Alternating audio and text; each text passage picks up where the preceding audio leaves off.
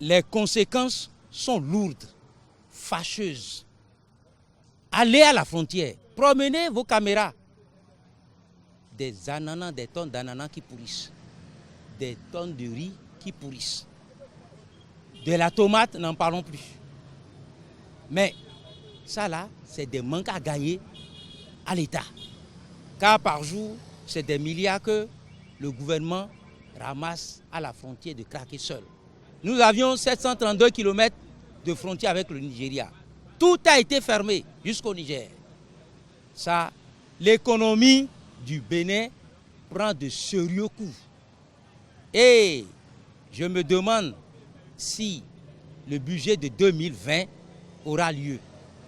S'ils ferment les villes frontalières là, eux-mêmes, ils en souffrent un peu. Parce qu'ils ont des jeunes qui sont des chauffeurs, qui font de firework, eux-mêmes, ils en souffrent. Mais le grand perdant, c'est l'État béninois. C'est le peuple béninois. Parce que vous prenez Rivers State, ça fait au moins la population béninoise, tout entière. Donc, nous ne pouvons ne pas rester inquiets à cette situation. Vous allez au champ, j'ai été chez moi à commencer la fois dernière, j'ai vu des tomates pourrissantes dans le champ. C'est inquiétant, c'est pas bon.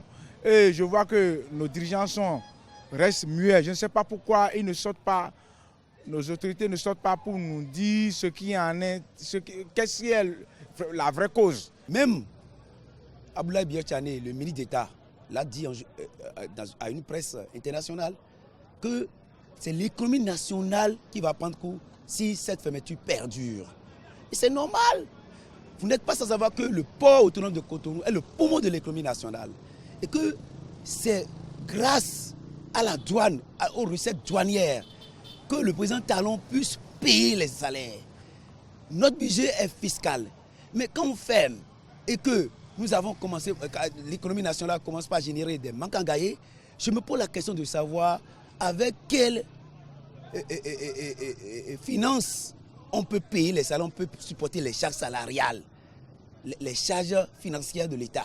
C'est la question que je me pose. Vous voyez, ça c'est un. Secondo, ceux qui sont commerçants et qui font leur déplacement entre le Nigeria et le Bénin pour leur commerce, pour leurs activités commerciales, eux-mêmes là aussi maintenant ont des problèmes. Ils ont des problèmes et beaucoup d'entre eux, leurs capitaux seront touchés par cette fermeture et ils finiront par déserter les lieux du commerce.